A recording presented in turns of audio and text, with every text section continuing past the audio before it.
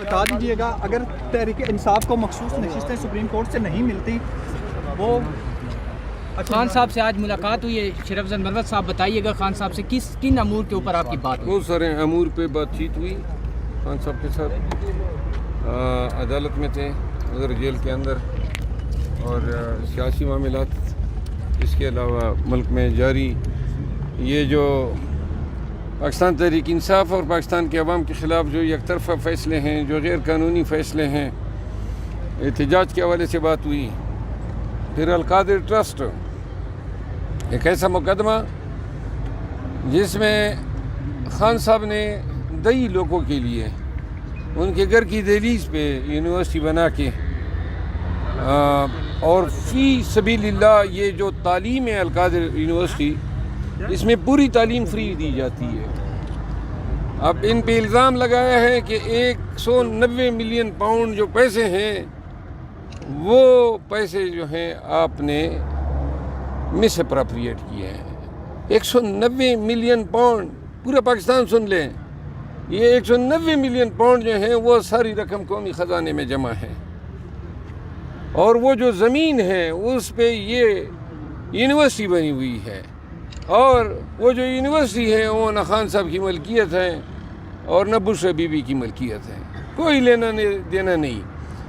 صرف اتنا سا رشتہ ہے خان صاحب کا جتنا ان کا شوکت خانم میموریل کینسر ہاسپٹل لاہور کے ساتھ ہے، جو کراچی کے کینسر اسپتال کے ساتھ ہیں اور جو پشاور کے کینسر اسپتال کے ساتھ ہیں. یا پھر جتنا رشتہ خان صاحب کا میاں والی میں بنی گئی نمل یونیورسٹی کے ساتھ ہے. تو لہٰذا بلا کسی جرم کے، یعنی کہ ایک پیسے بھی سرکار کے پاس ہے، زمین پہ ٹرسٹ کی یونیورسٹی بنی ہے، خان صاحب اور بیگم صاحبہ جو ہیں وہ اندر ہے. اور پھر اسی طرح آپ دیکھیں 9 مئی کے نام پہ خواتین اور مردوں کے علاوہ وہ جو بچے ہیں ملٹری کورٹس میں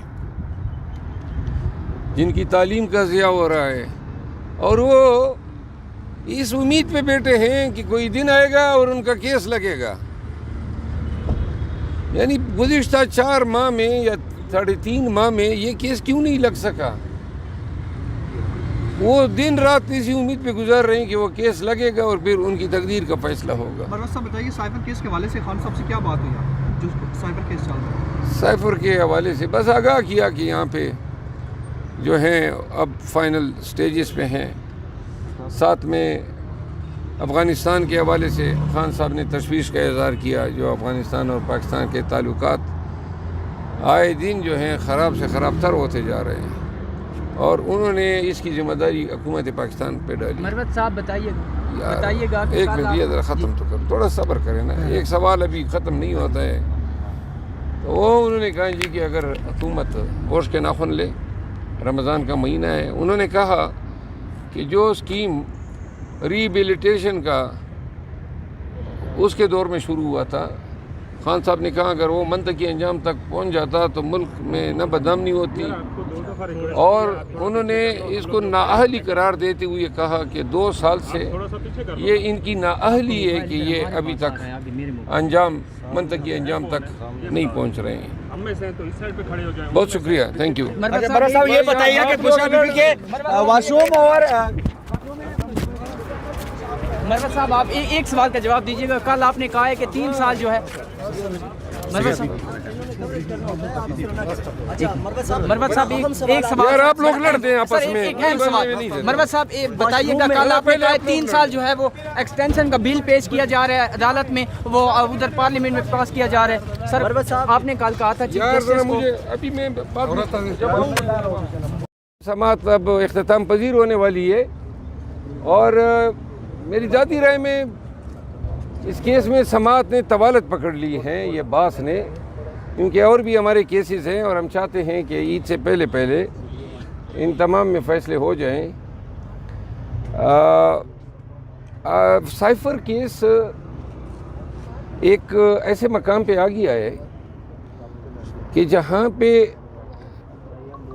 اس حکومت کا یہ فراڈ کھلنے والا ہے جو سائفر کے نام پہ پوری عوام پاکستان کے ساتھ کیا ہے۔ سائفر کیا تھا بار بار ہم بھی بتا چکے ہیں، آپ کو بھی علم ہے۔ سائفر ایک حکم نامہ تھا ڈونلڈ لو کی طرف سے کہ امریکہ یہ چاہتا ہے کہ خان کی حکومت کو فارغ کریں، اور اگر نہ کیا تو نتائج بھگتنے کے لیے تیار ہو جاؤ۔ اس بات کو خان نے جا کے پریڈ گراؤنڈ کے جلسے میں آشکارا کیا اور کہا کہ یہ ہماری خود مختاری، سالمیت، ہماری قومی حمیت اور غیرت سے منافی ہے کہ ایک غیر ملکی طاقت جو ہے وہ ہمارے حکمرانوں کا فیصلہ کریں، جبکہ ہمارا آئین کہتا ہے کہ خود مختاری جو ہے وہ اللہ کی ذات کو ہے اور تابع مرضی عوام پاکستان ہے حکومت بنانا۔ تو لہٰذا وہ خان کا یہ بتایا جانا جرم ٹھہرا۔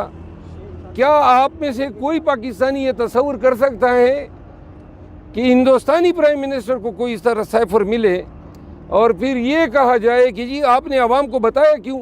عوام ہی تو مالک ہیں اس حکومت کے، اس ریاست کے، اور انہی کی ووٹ سے حکومت بنتی ہے۔ ان کو یہ حق بھی نہیں ہے، ان کو یہ جانکاری بھی نہ ہو کہ جو حکومت آپ کی گرائی جا رہی ہے یا گرائی گئی ہے وہ کس سازش کے نتیجے میں ہے۔ تو یہ سائفر کی مختصر ترین کہانی ہے۔ پھر سائفر کہتے ہیں گم ہوا۔ سائفر جو ہے وہ ایک اوریجنل دستاویز جو ہے کوڈڈ لینگویج میں ہوتا ہے، اور وہ کوڈ بدلتے رہتے ہیں کوارٹرلی، سہمائی بنیادوں پہ، بعض اوقات مہینوں کی بنیادوں پہ، اور وہ لینگویج کی ٹرانسلیشن جو ہیں وہ وہی لوگ کر سکتے ہیں جو بھیجنے والے ایمبیسی اور وزارت خارجہ میں موجود ہوتے ہیں۔ یہ کوڈ جنریٹ ہوتے ہیں۔ تو وہ جب ٹرانسلیشن ہوا اور پرائم منسٹر کے پاس آیا، اس ٹرانسلیشن کو جان کے پتہ چل کے خان نے کابینہ کے ساتھ شیئر کیا۔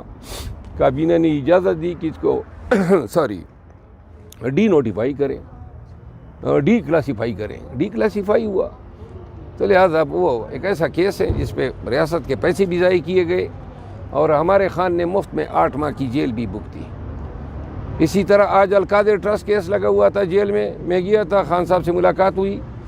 القادر ٹرسٹ کیس کیا ہے؟ 190 ملین پاؤنڈ ریاست برطانیہ سے آئے، اور الزام یہ تھا کہ یہ 190 ملین پاؤنڈ کدھر گئے؟ آج چیلنج میں کہہ رہے ہیں 190 ملین پاؤنڈ پاکستان کے خزانے میں جمع ہے۔ تو اینٹی کرپشن کا کیس تب چلتا ہے جب کوئی شخص اپنے عہدے کا ناجائز استعمال کرتے ہوئے ذاتی مفاد کے لیے کوئی فائدہ اٹھائے، کوئی مالی فائدہ اٹھائے۔ 190 ملین پاؤنڈ پاکستان کے خزانے میں، اور اس کے علاوہ جو زمین ہے اس پہ القادر یونیورسٹی، اور القادر یونیورسٹی ایک ٹرسٹ ہے۔ اسی طرح ٹرسٹ ہیں جس طرح شوکت خانم ہے، اسپتال لاہور ہیں، شوکت خانم کراچی ہیں، پشاور ہیں، جس طرح نمل یونیورسٹی ہے۔ غریبوں کے لیے دیہات میں یونیورسٹی بنائی گئی ہے، مفت تعلیم ہے۔ خان سزا بھگت رہا ہے، ٹرائل بھگت رہا ہے۔ پھر حکومت کی کامیابیاں دیکھیں۔ جیلی حکومت بنتے ہی انہوں نے جو سب سے پہلے تیر مارا وہ یہ تھا کہ افغانستان کے ساتھ اپنے تعلقات کا ستیہ ناش کیا۔ خان نے اس پہ تشویش کا اظہار کیا اور وہ کہا کہ وہ چاہتے ہیں کہ برادر اسلامی ممالک کے ساتھ کم از کم پاکستان کے تعلقات خوشگوار ہو۔ آپ سمجھتے ہیں جو موجودہ وزیر اعظم ہیں امریکہ کے سامنے بات کر سکتے ہیں، ڈٹ سکتے ہیں؟ میں تو یہ سمجھتا ہوں کہ موجودہ وزیر اعظم صاحب جو ہیں ان کے ڈٹنے کی بات نہیں ہے، ڈٹ جانے کی۔ جن کے پاس اختیار ہیں، جن کے پاس اقتدار ہیں اور جو بات صحیح معنوں میں کر سکتے ہیں، ان کے ڈٹ جانے کی بات ہے۔ کن کے پاس ہے اقتدار؟ میرا خیال ہے پاکستان کو اسٹیبلشمنٹ ہی چلا رہا ہے۔ اچھا سر، آپ کو باضابطہ طور پہ خان صاحب نے جو ہے نا پبلک اکاؤنٹ کمیٹی کا چیئرمین منتخب کر دیا ہے، اور منتخب نہیں کیا، نامزد کر دیا سر۔ اب یہ بتائیے گا کہ اب جو احتساب کا آپ کا وہ نعرہ ہے، اب آپ کتنا ٹف ٹائم دینے جا رہے ہیں پارلیمنٹ میں؟ دیکھیں، ٹف ٹائم نہیں ہوتا ہے، یہ ایک خدمت ہوتی ہے، ذمہ داری ہوتی ہے۔ آپ نے آڈٹ کرنا ہے حکومت کے اخراجات کا، تمام محکمے کو، تو جو اس منصب کے تحت ذمہ داریاں ہوں گی انشاءاللہ کوشش کروں گا کہ نمبردازماں ہو سکوں۔ لیکن یہ ہے کہ یہ ہماری سیٹیں بھی چھین رہے ہیں، آپ کو پتہ ہے، ان کو یہ بھی اچھا نہیں لگ رہا ہے کہ عمر ایوب خان کو اپوزیشن لیڈر مقرر کر، کیونکہ وہ ان کا بھی ایک چیمبر ہوتا ہے، دفتر ہوتا ہے، اور پبلک اکاؤنٹ کمیٹی کے چیئرمین کے پاس بھی دفتر ہے، تو وہ شاید ان کی نظریں بھی، ان کی ان دفاتر پہ نظریں بھی ہیں، ہمیں زیادہ توقع ان سے نہیں ہے۔ کون سی پارٹی کو اپوزیشن کے اندر لے کے آئیں گے، کس کو اپوزیشن لیڈر بنائیں گے؟ میرا خیال ہے کہ نہیں، وہ اسی طرح کا، وہ جو لاسٹ ٹائم تھا نا، وہ ریاض تھا، ملک ریاض نام تھا، راجہ ریاض تھا، اور پبلک اکاؤنٹ کمیٹی کے لیے پشاور کے نور عالم خان تھے۔ تو نور عالم خان تو آج کل ویسے بھی ادھر ہماری سائڈ پہ پھر رہے ہیں، شاید کوئی ان کو امید دلائی گئی ہوگی، اور اپوزیشن کے لیے اگر کوئی اور نہیں تو اپنی عطا تارڑ صاحب کو اپوزیشن لیڈر بنا دیں۔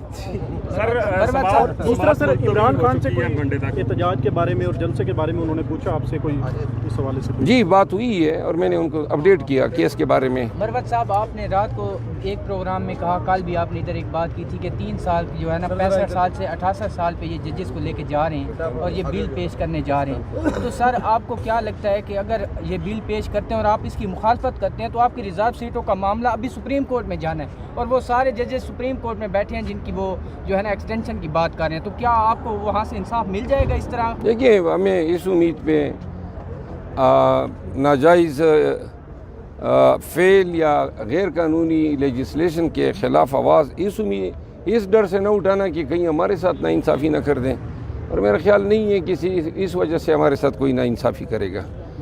Thank you.